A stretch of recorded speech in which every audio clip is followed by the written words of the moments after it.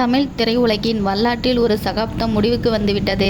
கதைகளை மனித நேயத்தோடும் யதார்த்தத்தோடும் அதே சமயம் நகைச்சுவையோடும் சொல்லிக் கொடுத்த அந்த ஸ்கிரீன் பிளே கிங் நம்மை விட்டு பிரிந்துவிட்டார் என்ற செய்தி ஒட்டுமொத்த தமிழகத்தையே உலுக்கியிருக்கிறது. திரைக்கதை மேதை, இயக்குனர், நடிகர், எழுத்தாளர் என பன்முகத்தன்மை கொண்ட கே. பாக்யராஜ் அவர்கள் தனது 73வது வயதில் ஜூன் 27, 2026 அன்று காலமானார் என்பது நம்பவே முடியாத ஒரு துயரம். சென்னை கிரீம்ஸ் சாலையில் உள்ள அப்பல்லோ மருத்துவமனையில் திடீர் மாரடைப்பு காரணமாக அவர் அனுமதிக்கப்பட்டார். ஆனால் சிகிச்சை பலனின்றி அவர் உயிர் பிரிந்ததாக மருத்துவர்கள் அறிவித்த அந்த நிமிடம் தமிழ் சினிமா ஒரு பெரும் ஞானியை இழந்தது. அவரது மறைவு செய்தி காட்டுத்தீ போல பரவியது. திரைத்துறையினர் மட்டுமின்றி கோடிக்கணக்கான ரசிகர்களும் அதிர்ச்சியில் உறைந்தனர்.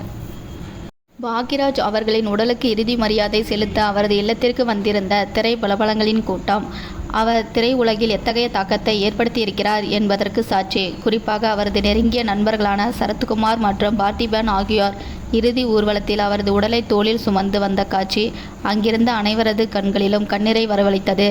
பார்த்திபனின் முகத்தில் இருந்த அந்த இயலாமை, சரத்குமாரின் துயரம் என ஒவ்வொன்றும் சொல்ல முடியாத வலியை வெளிப்படுத்தின. அதேபோல் தந்தையின் உடலை கண்டு கதறி அழுத நடிகர் சாந்தனுவின் காட்சி காண்போரின் நெஞ்சை உருகச் செய்தது. ஒரு மகனாக தன் தந்தையின் இழப்பை தாங்க முடியாமல் அவர் துடித்தது அங்கிருந்தவர்களின் இதயங்களை கனக்கச் செய்தது.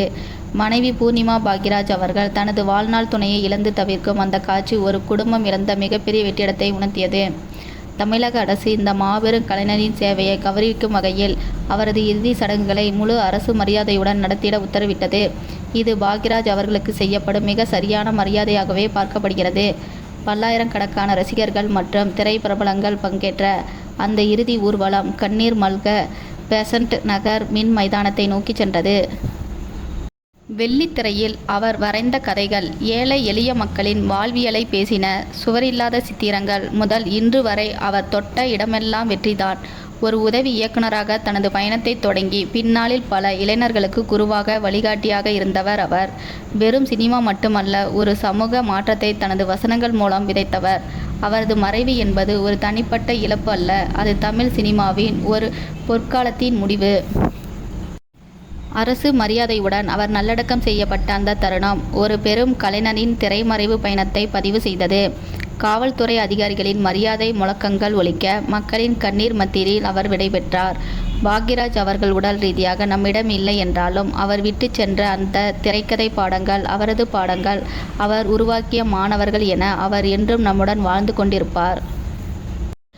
ஒரு கலைஞன் தன் வாழ்நாளில் சம்பாதிக்கும் பெரும் சொத்து மக்களின் அன்பும் மரியாதையும் தான். அந்த வகையில் கே. பாக்யராஜ் அவர்கள் ஒரு கோடீஸ்வரன். அவர் இன்றி தமிழ் சினிமா களரித்தனம் பெற்று தவிக்கிறது. அவர் கற்றுக் கொடுத்த கலைநுட்பங்கள் இனி வரும் தலைமுறைக்கு ஒரு வேதமாக இருக்கும் என்பதில் சந்தேகமில்லை. இறுதியாக அவரது குடும்பத்தாருக்கும், பிரிவை தாங்க முடியாமல் தவிக்கும் ரசிகர்களுக்கும், திரையுலக நண்பர்களுக்கும் ஆழ்ந்த இரங்கலை தெரிவித்துக் கொள்கிறோம்.